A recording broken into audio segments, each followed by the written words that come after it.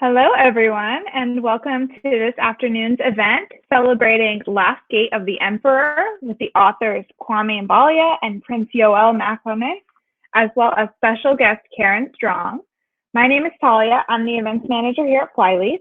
If you're new to the store, I encourage you to browse our full events calendar by clicking the Flyleaf Books logo above us.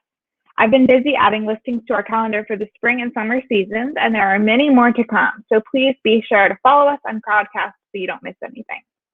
If you'd like to support Flyleaf and our guests, please note that The Last Gate of the Emperor, along with many other books by these authors, are available from Flyleaf.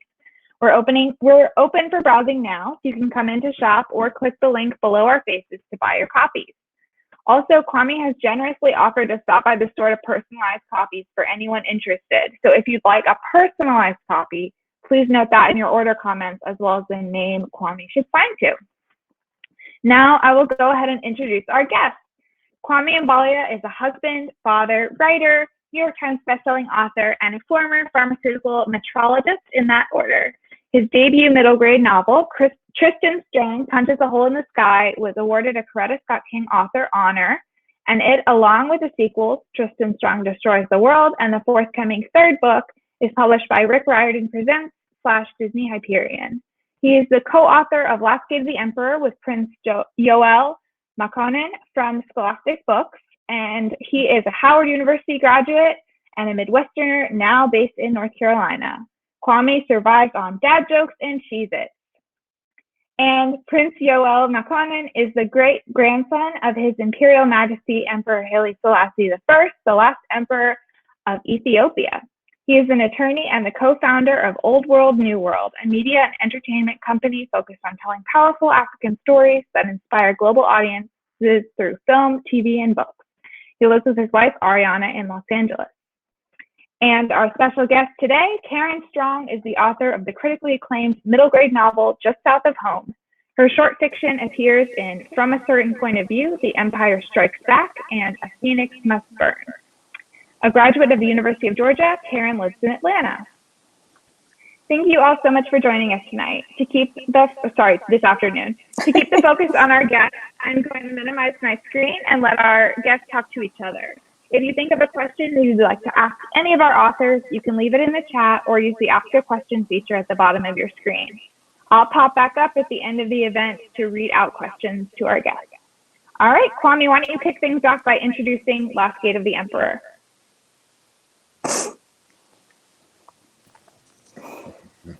We know you love Cheez-Its. Come on, let's go. All right. Yeah, I just had to, we're forming a bond here. Like we're establishing a rapport. This is important. Last Gate of the Emperor. I was actually thinking about this book yesterday in terms of how much I would have enjoyed reading this when I was the age of Yared in the book, when I was 8, 9, 10, 11, 12. Older even, because I enjoy reading it now. I enjoy going back and reading over different parts. I am and was a huge sci-fi nerd, and Last Gate of the Emperor really, I think, touches on all of the beautiful aspects of sci-fi. It is about a young boy, Yared, and his intrepid and yet probably the most mature of the two companion, his bionic lioness, Besa. Yes.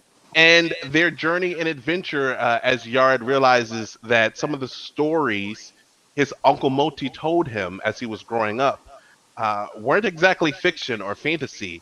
And when he tries to log into his favorite game in the world, The Hunt for Caleb's Obelisk, something happens. It triggers a reaction, and all of a sudden, those stories start to become real. Mm-hmm. Yoel, this Karen mentioned earlier, and Karen, aren't you supposed to be? You're moderating this, right, Karen? I am, but I'm waiting for you to finish. I respect my elders, Dad. Only in Twitter years, I think. But no, Talia asked just to pitch the book, and yeah. That's it. But now I want to turn it over to you because I want to hear what sorts of insightful and intelligent and thought-provoking questions you have developed for Yoel and I. I do have some very thought-provoking questions. Okay, first off, I really appreciate you and Yoel collaborating with this project. It's really, I can see how the kids just really love it so much. One of the things I really love about this story is, and even Yoel in the afterword, he was saying about how it was inspired by Ethiopian history and his lineage. And I would love to know, there's so many facets of history, Ethiopian history in this book. And I wanted to know, how did you guys choose which parts to include? Because the world building is so unique and vast, but very specific. And so I wanted to know, when you were collaborating together, how did you decide? Because there's so much, as Yoel, you could tell us, it's vast, right? So how did you decide what to keep and what not to put in? Sure. Well, thank you, everyone, for joining. I'm really happy to be here to talk about Last Gate of the Emperor. And thanks for that question, Karen. There was an explosion of ideas when me and Kwame met to start this project, because we wanted to do so much, and we had so many ideas on how to combine the future, and this Afrofuturism genre, but also include elements of real world Ethiopian history. And so it wasn't easy to pare it down, basically, because, as you said, our history is very vast. And so I think that what we did is, Kwame has an enormous experience writing middle grade stories. So I took his lead in kind of creating the story first, right? Getting an arc, getting some characters in there, but then injecting all of references of real world Ethiopia, meaning from the food. I'm sure when you read it, you must have learned a lot about the food. Sambusas, please. Sambusas, yes, absolutely. That's Yaret's favorites. So I think that what we wanted to do is give a really unique experience to readers, where they're going to go on an adventure with Yared and his bionic lioness and get through all the challenges that they go through. But as they go through it, they will pick up some references to real world history and places, because Ethiopia has almost 3,000 years old history that's very well documented, and starting from the Queen of Sheba down to the Empire of Aksum, which is mentioned in the book prominently, and certain kings that were really prominent, like King Caleb, King Izana, all the way to King Menelik, the first Menelik and the second. We had two emperors in Ethiopia named Menelik, and so that at the end they will have been thrilled and entertained through this story, but that you can also pick up some real references and actually know from a part of the world that you might have not been familiar. And we hope that at the end, people will want to go and research more. So we gave just enough to get people's interest peaked. Just a taste. Story, just a little taste. You're going to have to go out and do some more research. And maybe our young readers will write the next cool Afrofuturistic story about Ethiopia or any other African country. Yeah. I really did love how you sprinkled in these little facets, because so much of fantasy is based in European, Western world, and it was really great to see that kind of different take and actually have real world historical foundation. So I personally really appreciate it, and I love the descriptions of food. They were so good. Sambusas. Somebody needs to give me a sambusa immediately. But another thing that I loved about Last Gate was the virtual reality, right? And people who know Kwame, they know that he is a gamer. Mass Effect. I hope you. Did you play it? Did you play it? Did you play it last night? Did you play it last night? I don't know if you can see, but I don't know. Can you see? The controller is on. Because the game is paused right now. I play on the same screen that I'm on the computer with. So I'm in the middle of playing right now. The game is paused. So okay, all right. As long as you don't play it now. But I love the aspect of the virtual reality in the game. And so I know, Kwame, you have that experience of being a gamer. So tell me a little bit about how you decided to integrate the virtual reality game and the parts, because I love when it first starts out with Yared. You know, he's trying to get into this tournament, and you know, I'm not gonna do any spoilers in this, but you know, some things happen, and he gets with the Ibis. And so, tell me a little bit about how you decided to integrate virtual reality gaming in this fantasy tale. Yeah, I mean, it touches a little bit on the world building question that you asked, previously, in that you you want a you have this story, this underlying story about a boy who's discovering who he is, right? That's like the through line throughout the book. That's the whole, the drive of Yard is trying to figure out what's going on, where's his uncle, what's happening, what, who is he really, and so on and so forth. And then it becomes adding on different fun events and activities and occurrences that help to build out the world around this plot. And so for video gaming, it's something that I love a lot, Yes, too you do. much. But B, video games are another way that incredible stories can be told, right? And so one thing that I love is I love it when there is a story within a story, right? Like you get to experience the characters of the book experiencing another story, and so you're almost being entertained twice. And with the case of the video game, The Hunt for Caleb's Obelisk, again, we have embedded real world history and events into the game. Who is King Caleb? What is an obelisk, right? And so you get to kind of dive off into that thread there. And then the game itself is something that it's familiar and even though we might not be playing virtual reality games, everybody. I say that as I like look at my virtual reality headset up there. We might not be playing alternative reality games or augmented reality games, which is where the game world is layered over the real world, and we're not like immersed into a completely programmed world. We might not be doing that yet. However, everyone at least has some experience with a battle royale video game. Everyone knows what Fortnite is. Even if you've never played it, you know what Fortnite is. People are talking about, you know the dance. Yeah. Are you going to do it? No. You can't mention it if you're not going to do it. Keep talking. Okay. Everyone knows what Fortnite is. They're talking about Minecraft in the comments. And so when you touch on this aspect of video game and the culture around it, you can't help, especially, and we're talking about a sci-fi futuristic book. You get a chance to like invent your own video game and have it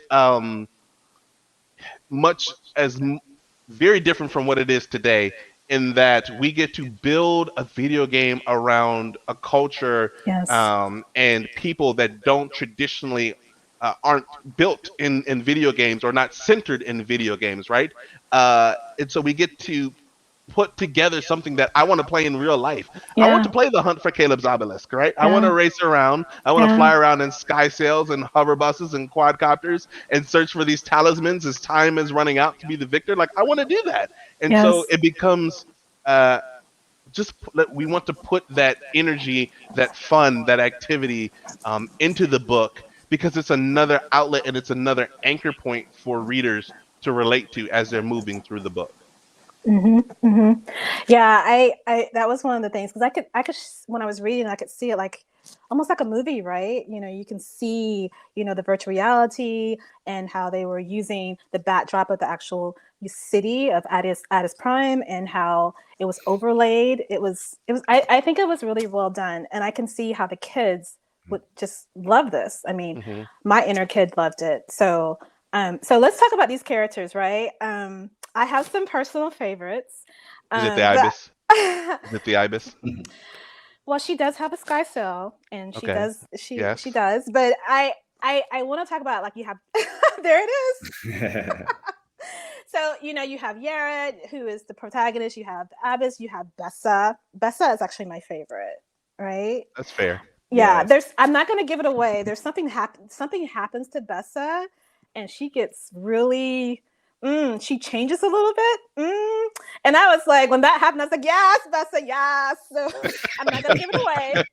But the people who have read the book, y'all know what happens to Bessa. She takes Protector to a whole nother level. So, and then you have Uncle Moti.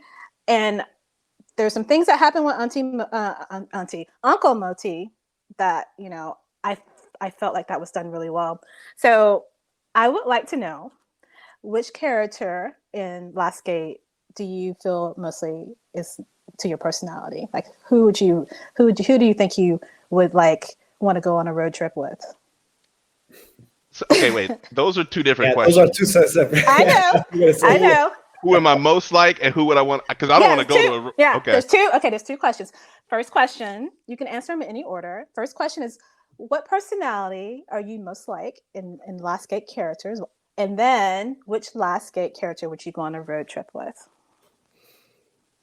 Think about it.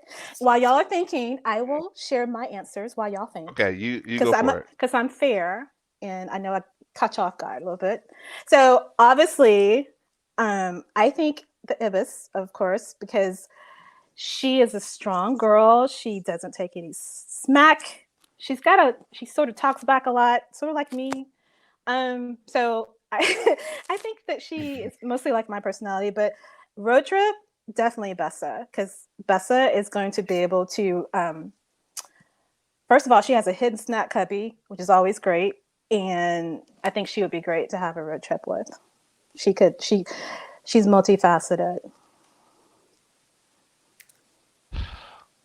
Yoel, you want to go first?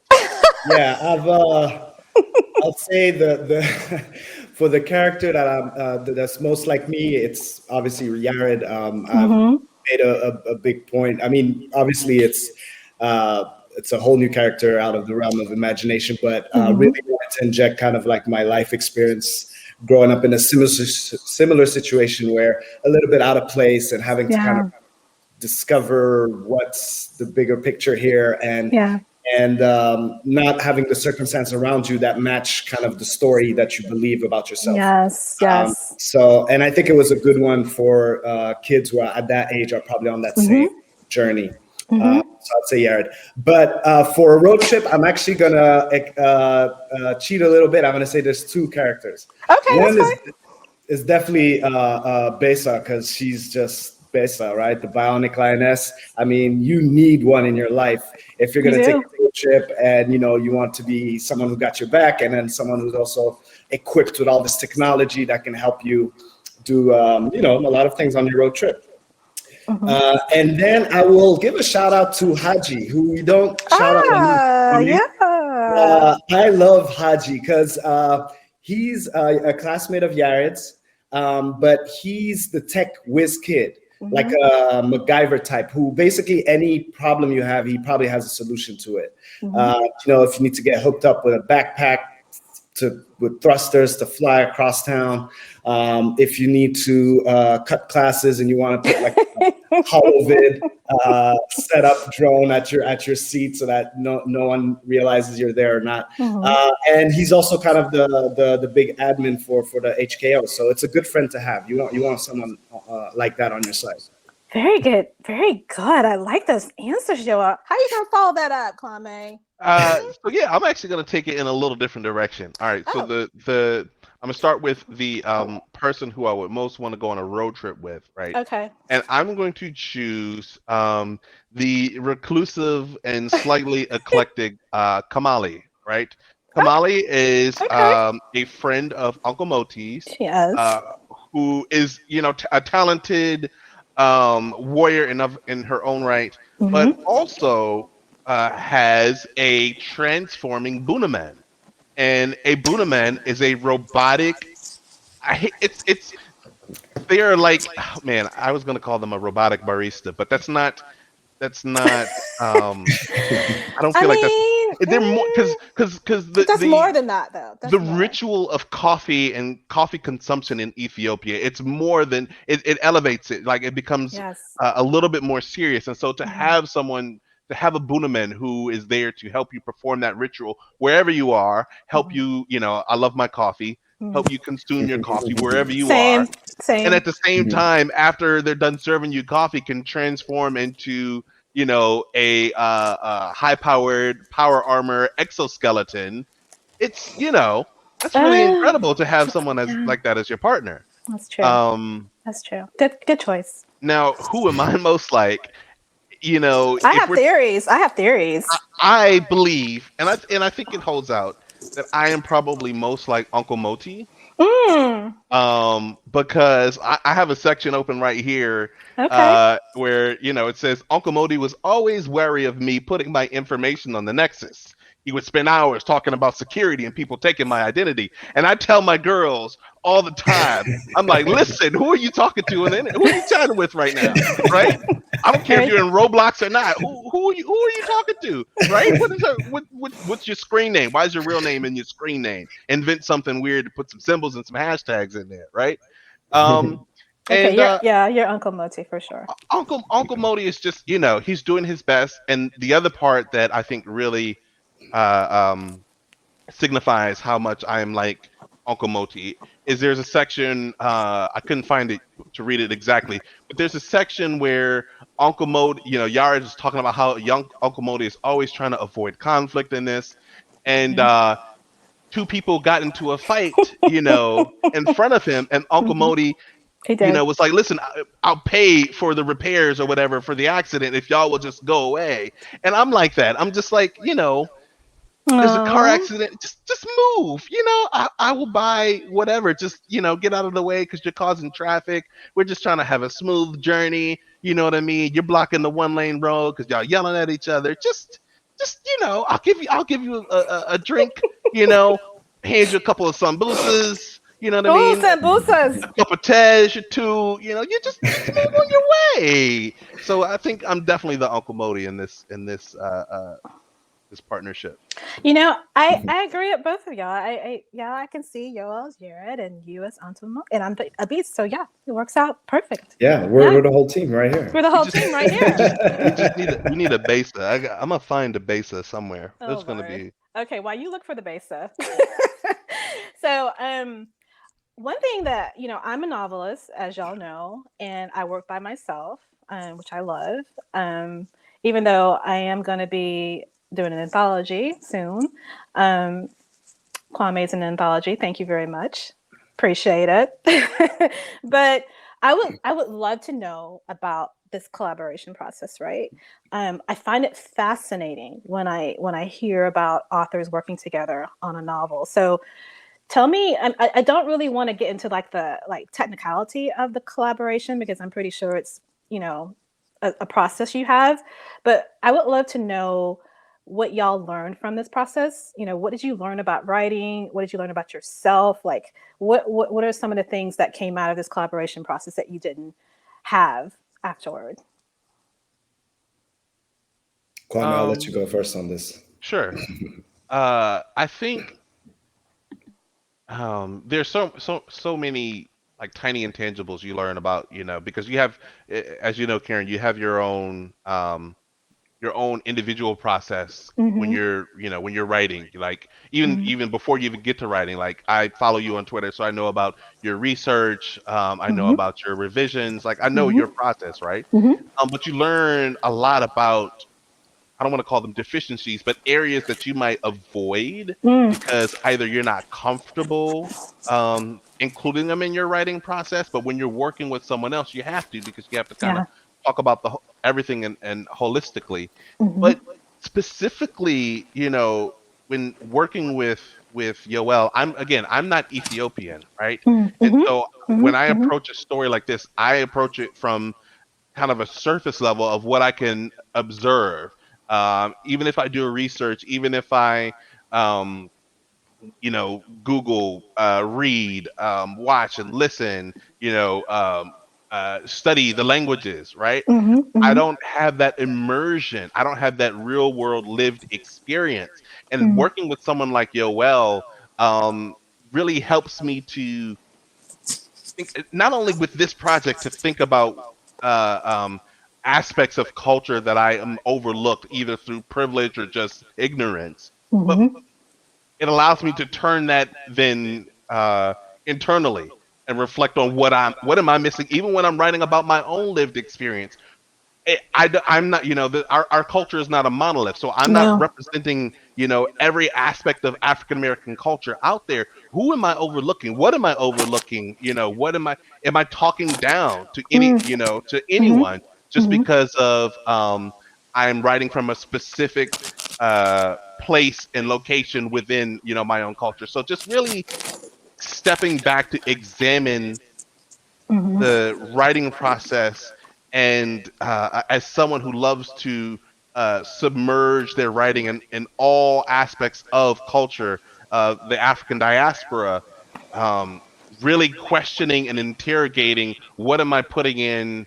Am I celebrating and honoring, or am I taking and appropriating? Right? Yes. Yeah. Even from within the African American patchwork, quilt like community or whatever. Yeah. Yeah. Yeah. And for me, this is my debut as an author. Yes. And Welcome. in middle grade world. Yes, thank you, and the welcome from everyone has been so warm, and Yes. I'm Great. so grateful. Great. So I learned a whole lot. Mhm. I think what I really learned also is that when we started the project, I had really no idea how to lay out a story for young children. Where I'm first of all, I'm a lawyer, so Yeah. that when I write, it gets like really like detailed and nuanced and long and pronouns and adverbs. This is just too much, right? And I think that that's what and even in the other work that I do, is it's mostly aimed for adults. Mhm. And so I think it was really a great learning experience to learn how to write for younger audiences, where you really have to get down to giving it straight, explaining a story in a very kind of less nuanced way.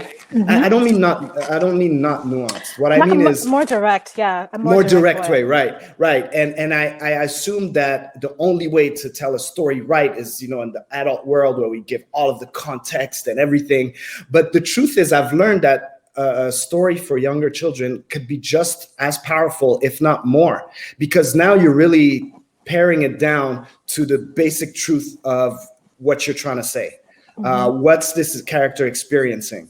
And sometimes you don't need all that much context. There's kind of this universal language that I feel you're challenged to get into as an adult speaking to younger adults, that basically really helps you as a writer and a storyteller. And I was really fortunate to partner with Kwame, who's really good in this world, and the Tristan Strong series I really loved, and Yeah. I just realized I came out of it the better for storytelling, in the sense that you can actually tell a very impactful story without too much fluff, and really at the level where our human beings understand. Because 8 to 12, I feel, is that sweet spot where children kind of are discovering the world, making sense of it, and their experience is starting to inform it. And so they understand these difficult concepts. So it's not like you can't approach certain subjects, but you just have to learn how to unlearn how much you've been layering and sometimes in BSing yourself about how things are. Really, sometimes things are very simple, and it's good to land them with a punch, because those usually don't take that much words. And I really enjoyed that process. Yeah. I love both of your answers, because, I'm a middle grade writer, and my middle grade is my first love. And a lot of people, unfortunately, they think of middle grade and they think, oh, middle grade's so easy. I'm going to write a middle grade novel. Okay. But the thing about middle grade is that you can have just as much complexity. You can have complex characters. You can approach complex subjects. You can approach taboo subjects, because here's the thing: the kids are already living this life, right? The kids are already having this in their world, and to give them a mirror where they can see themselves, it means everything to them, especially for Black kids and people, kids of color, is they don't really see themselves the star of the story. And so I feel like when you have something like Last Gate and you have all of these representation coming out, it's really important.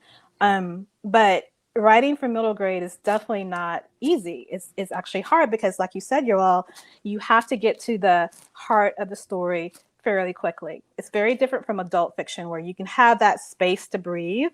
But with middle grade, you got to come in because the kid's like, what is this story about? Why do I care? I could be playing Fortnite. I could be playing. Kids have a lot more things to do instead of reading a book. So you really have to grab them and keep their attention. So I really do love both of your answers. So so a little bit about we talked about history and we talked about Ethiopian history in particular in this book. So in my own work, I think it's very important. I'm Black in Black Southern history, which is not a monolith in itself. There's lots of different facets of Black Southern history. So I would like to see what y'all's take is on why history is important to share. Because I think a lot of times they think of history as kind of boring, like a history lesson. So why do you think that incorporating history, even in your fantasies, even like for you, Yoel's Ethiopian history, and even for you, Kwame, with Tristan Strong, I'm Tristan Strong's auntie, so I know. So it's like, why is that important to you? I know it's important to me because I feel like kids need to know their own history, but not only kids, anybody who reads the book, because as we know, kids middle grade books, readers of all ages. So I would like to get your take on that. Yeah, I absolutely agree with what you said. You kind of summed up my thoughts in a way where it's important to pass down the history, right? And especially for people of the Black diaspora, the African diaspora. But obviously, as you said, history can be boring or it can be a bit heavy and you kind of, lose track and dates and people, what they did. But when you can put it in an adventure where you're not really realizing that you're learning history, you're really just on a really fun ride, like a thrill-seeking adventure. And we thought that would be kind of the best way to approach it, especially for young people from Africa, of the African diaspora, Black Americans. So that also, to your other point, they can see themselves in this story as a hero, because I feel like young Black kids and boys and girls actually have dealt with a lot of adversity. So actually, if anyone is a hero, I feel like they deserve to be the hero of their own story. And that's what we wanted to deliver with a young Ethiopian boy who's a young Black boy, a superhero. And you just have to give enough of references so that it's not boring, but it's interesting. But so that they can see that even though you're in a sci-fi fantasy world, there's elements of the real world. Because like you said, sometimes fantasy can kind of have the connotation of fictional. This is never going to happen, or it never happened. But in our case, we wanted to sprinkle just enough so that young readers from the African diaspora, but also from the world, can be invited into this world and understand that in our history, we have great stories, great heroes, great leaders, and to portray it in that way so that it's hopeful and that there's enough truth in it and real world history where you can be like, okay, it's in the future, it's a fantasy, it's sci-fi, it's futuristic, but we've done this before and we can do it again. Yeah. Yeah. What about you, Kwame? I know you really put a lot of folklore in your work. How do you feel like that impacts your stories? Do you feel like they add a different kind of layer for the readers? I don't, I wouldn't even say that, Karen. I'll start off by saying that history is fascinating, right? History is fascinating and entertaining, and depending on who is telling it and the manner in which they deliver the lesson, history can be just as entertaining as any fiction that you will find out there. But it's it is twice as important. That's a word. You just coined it. It is twice as important because it is a lived experience, and it is something that has set in motion the events in which we find ourselves today, right? So not only is history then entertaining, but it is a way to understand how do we get to where we are. And if it is a good spot, how do we keep going? If it is a bad spot, how do we eliminate that and how do we prevent that from happening again? Right. So um, for me, I mean, history informs pretty much everything that I write. And if you were to talk to, I think any writer out there, history informs a lot of what they write as well. I think of J.R.R. Tolkien, who you have the Lord of the Rings, complete galactic universe or whatever. Yeah. And, if you look at a lot of the characters and the places and the references that he makes within his world, he's pulled those from a lot of European history. If you think of, the most recent edition of Watchmen on HBO or uh, Lovecraft Country on HBO. I love mentioning those because there was a cultural experience, or there was a pop culture experience there. I guess that's the term, where people learned about significant events in Black American history via these entertainment shows, right? Via this media. The first being the Tuskegee Massacre, not the Tulsa Massacre. There you go. Tuskegee, whole nother Tuskegee event. Airmen, that's different. The Tulsa Massacre, and with Lovecraft Country, it was the idea and phenomenon of sundown towns, right? And so, I just remember being there on Twitter and watching all of these people react, like, are sundown towns real? And then just their minds being blown when they learn that a lot of these places that they live in, that maybe 20 minutes from, were actual sundown towns, and then make the connection. Okay, so is this why the demographic population of that area is skewed the way that it is, right? Why there is this stratification or this divide between Black areas of town and white areas of town and what have you. And so putting history into your stories, I like to say, plants seeds for future learning, for future knowledge to sprout. It doesn't have to be immediately. It doesn't have to be delivered as a lecture. We're not beating you over the head with history. But if we plant a seed, if we say, if the ibis mentions to Yared that this particular environment they're walking through reminds her of the Gondar campaign of the HKO, it's like, oh, hey, Gondar, cool, whatever. That was a campaign in the HKO. You don't know that was a important city, both in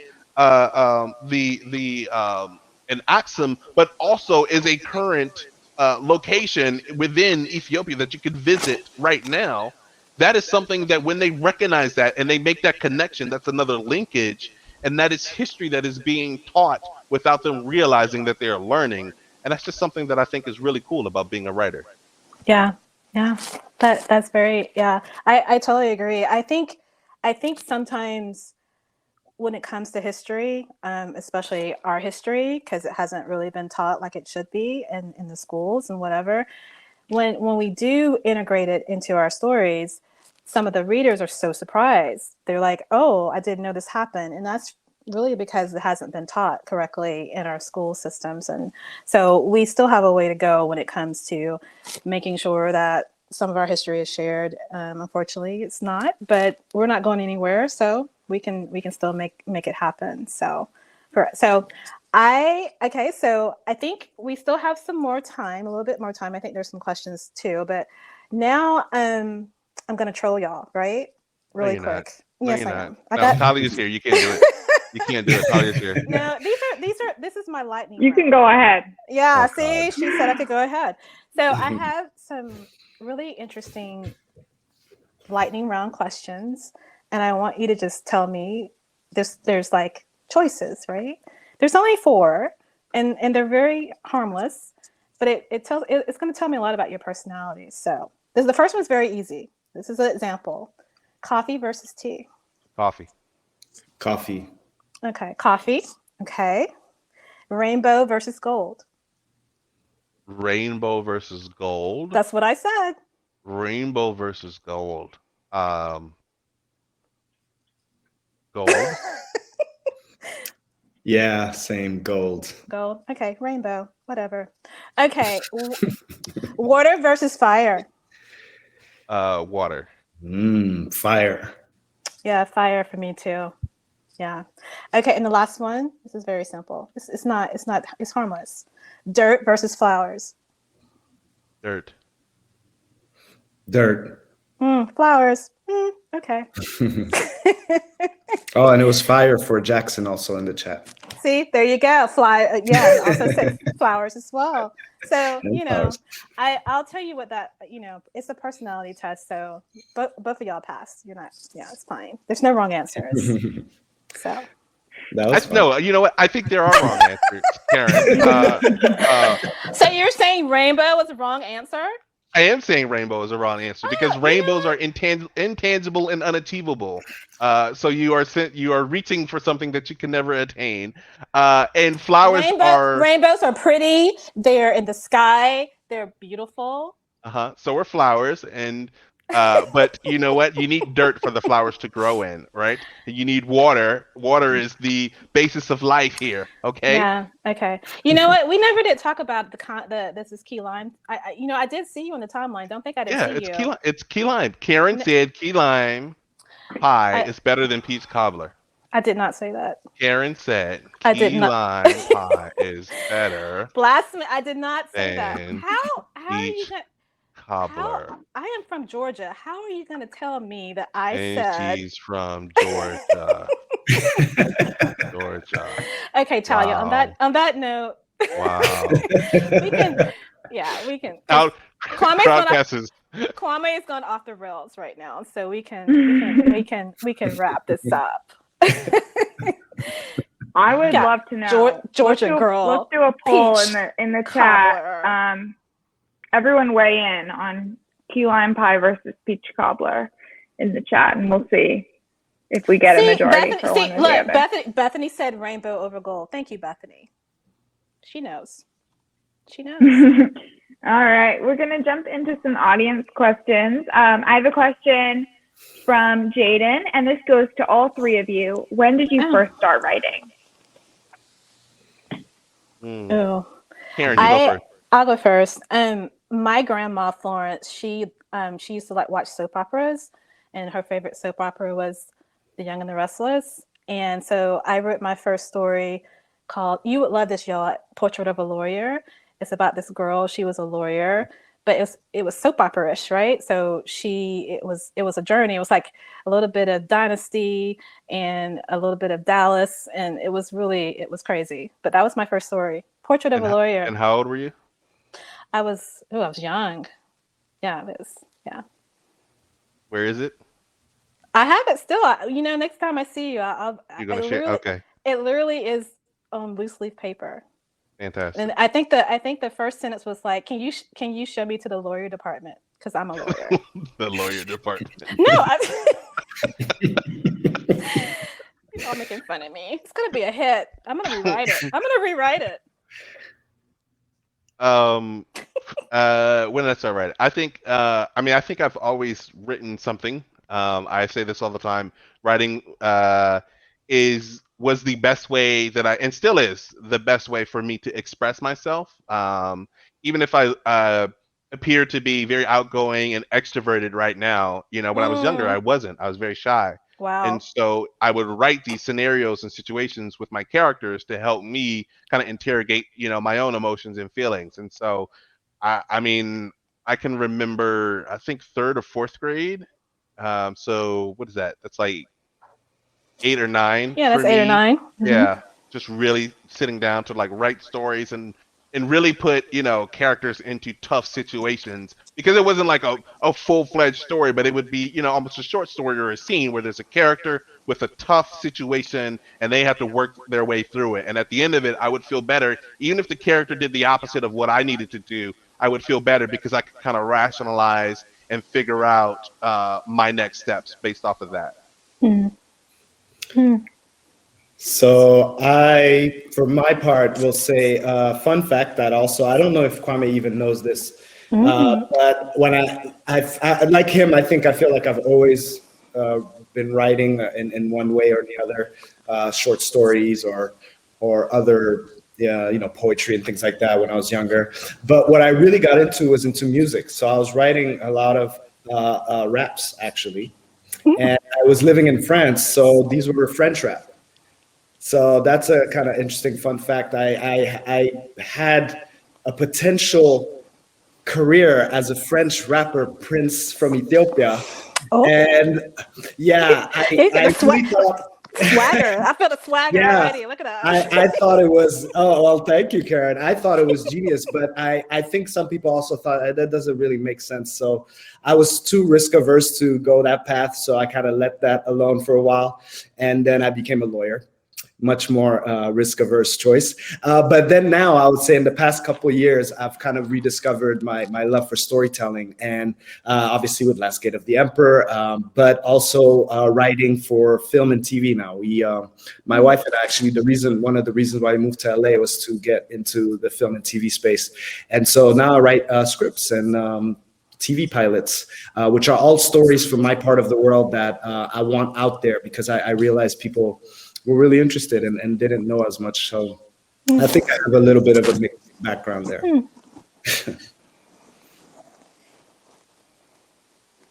That's awesome. I wish I could hear your French rap. That sounds so cool. Those are locked in a vault. That's it. You'd have to pay a lot of money to release that. I have a couple of questions here from Jackson Kwame. He says, do you play Minecraft, and can he play Minecraft with you? I do not play Minecraft. My daughters play Minecraft. I do not play Minecraft. For no other reason than I'm sure if I actually started playing it, I would get into it. But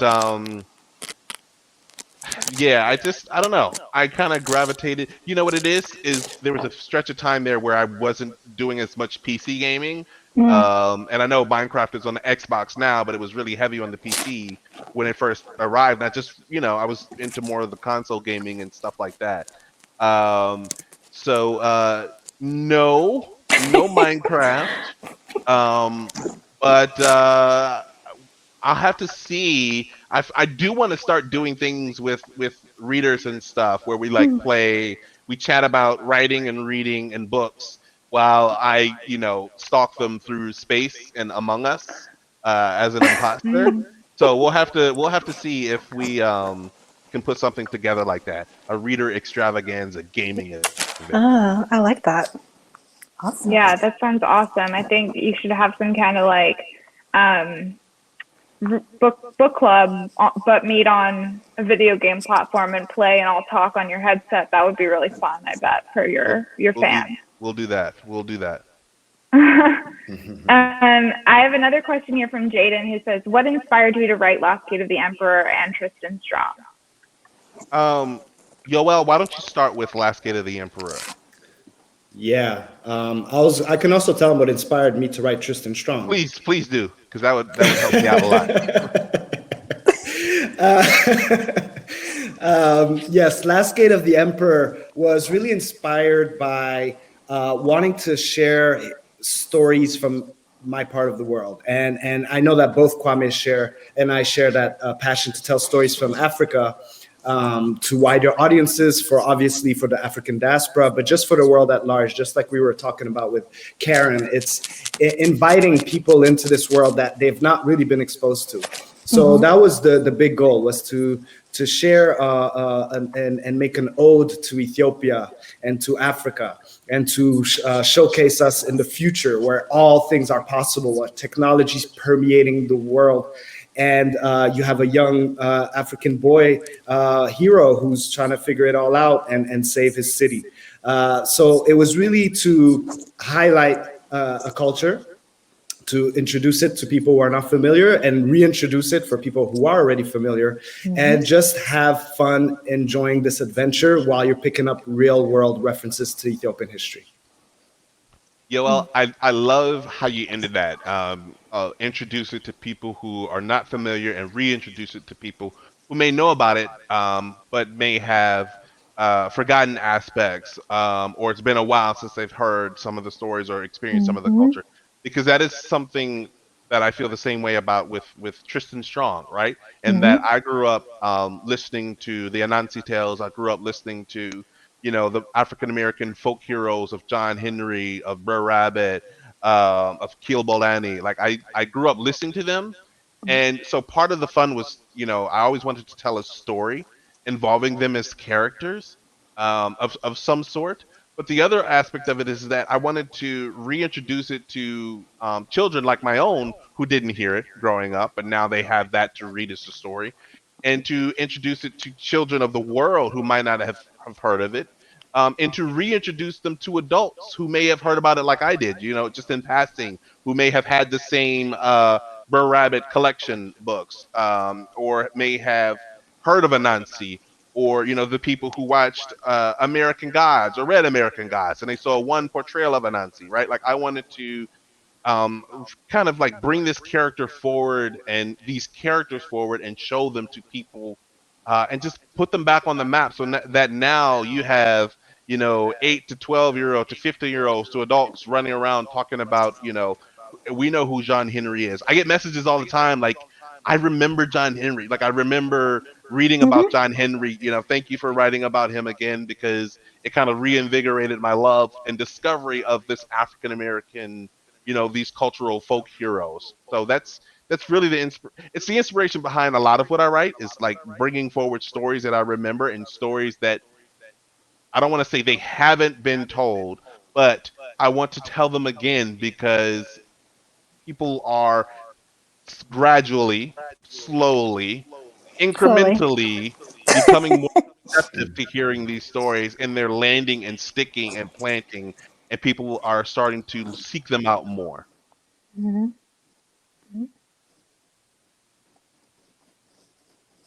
All right. I think we have one more audience question, which is there any kind of plan in the works to do a crossover in the Rick Riordan series, like a big comic book crossover event, anything like that?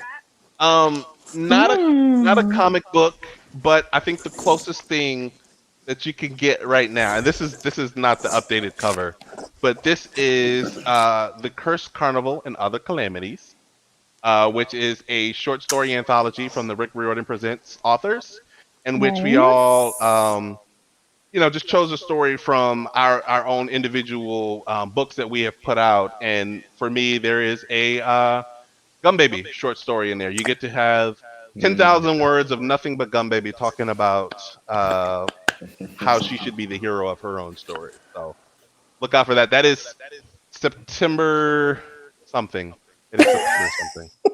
You can pre-order it from Flyleaf. September 28th. There you go. Yes, Lovely. pre-order it from Flyleaf, as you are also picking up a copy of Last Gate of the Emperor that has been signed, and even we need to start practicing putting like our basis signature in there. I don't know if it's like a paw or if it's like a talon slash. I don't know what it is. But yes, pick up both. Super fun. And then we're going to close out with a question that I've been asking at all of my recent author events, which is what's something that you want to plug? Either it can be something you're working on, something that a friend is working on, some other cause you're passionate about right now, and then what's a book that you've read recently and loved, or are currently reading and loving. Wow. Karen, as our delightful moderator and host, yes. Why don't you go first and plug something? Okay. Well, I actually have a middle grade novel that's coming out next year. It's called Eden's Everdark. It is about a girl who travels to her mother's birthplace in the Georgia Sea Islands, and she travels into a spirit world of eternal night, and she must combat a witch in order to return back home. So that's coming out. And also, I am going to be the editor of an anthology called Cool, Awkward, Black. That's coming out in 2023. And it's all about 20 stories of Black geekdom and fandom. And it's going to be awesome. So yeah, that's what I'm working on. Awesome. Yeah. That sounds amazing, Karen. I'm looking forward to all of that. Yeah. So for me, I want to plug first and foremost Last Gate of the Emperor, because it's exciting. It's out now. You can go and get it. Pick it up from your select indie bookstore, and Flyleaf Books would be the perfect place to pick it up. And I just want to give a lot of hope for our readers who love this. We are working on a book 2. So once you're finished with this, we'll have more in store for you. Kwame and I are not finished with Yared and Besa. They're going to be having much more adventures. And as you mentioned, Talia, in the beginning, I'm the founder of a media and entertainment company called Old World, New World. So I invite everyone who loves Last Gate of the Emperor and stories about the diaspora and about Ethiopia to follow our updates there. You can go to our website. It's ownw.co. And we're working a lot in the film and TV space as well as books. So if you love films, you love TV, and you want to see more about Ethiopia, about current events and history, definitely follow us there, and you'll see much more to come too. Awesome. So Last Gate of the Emperor just came out a week ago. So please go pick that up if you have not. I am the editor of Black Boy Joy. That comes out August 3rd. Yes. And the aforementioned Tristan Strong Keeps Punching comes out October 5th. As for what I've been reading, what have you been reading? What haven't you been reading? Karen and I go through this all the time. We ask each other because I feel like we are always just doing either reading for research or just reading in general. And we both share a love of, Karen, don't you love horror? I do love horror. Yes. And so we're always asking what horror books have we read. But Yoel mentioned, we're working on a book 2. And so it's not like I can go to an airport, pandemic or not, to look for inspiration for different, types of spaceship and spacecraft and space stations, just to use as research, right? Or to kind of build our own versions off of. And so 2 books that I picked up recently are first, the Star Wars Complete Vehicles. I see. Nice. Right? And then one of my personal favorite shows, Battlestar Galactica Shipyards. Nice. And it's really just like, you're not copying a ship from here, but you are seeing how the mechanics go together, because these creators put a lot of research and talk to actual engineers, and so you get to learn something about the craft and mechanics of spaceships as you're reading these books. And then finally, something for the adults in there, Soul City, Race Equality and the Lost Dream of an American Utopia. And this book is fascinating because this is about, I live in North Carolina, and there was a attempt to build a city, a utopia for Black people in North Carolina. I mean, this was about 40 years ago. And how they tried to go about it and how it was brought down. And I just thought it was really interesting to see, as 2 authors who are writing about spaceships and an empire based off of Ethiopian culture and African diaspora in the future, just how the bureaucracy and how the behind the scenes building of something as monumental of a whole city for a group of people would come about, and then who would some of the antagonists would be. So this is just for my adult friends in the audience, some nonfiction to kind of tickle your brain a little bit, because I like to sprinkle that in with my fantasy and my token. Yeah, if anyone's interested in hearing talk with Thomas Healy, we actually hosted him for an event earlier this year. So that is available on our Crowdcast. If you click the Flyleaf Books logo above our heads and scroll down to the bottom, you can see all of our past event videos, and there's one for that. It was really a really interesting talk, and Floyd McKissick Jr. was in the audience, so that was fun. All right, so we are going to go ahead and wrap things up today. I want to give a few quick reminders before we close the event. You can buy signed copies of Last Gate of the Emperor from Flyleaf, as well as books by these authors, all of their past books. You can also pre-order some of their forthcoming books. If you heard them talking about stuff that sounds interesting to you, you can definitely pre-order from us. We are open for browsing, so you can come shop in person or you can shop online. And I would love to just encourage you all to subscribe to our Crowdcast profile so that you don't miss our future events. We are adding new ones all the time. And I just want to say thank you to everyone for watching. Thank you to Yoel, Karen, Kwame. It's been such a fun afternoon talking to you guys. Yeah, it was thank great. you so much. Yeah, You're welcome. that was Yeah, so it was much great. fun. It was. Thank you, Thank you, Talia. Talia. Thank you, Karen. Thank you, Karen. Yeah, Thank Bye, you y'all. guys. wonderful. Thank you. Bye. Bye, everyone.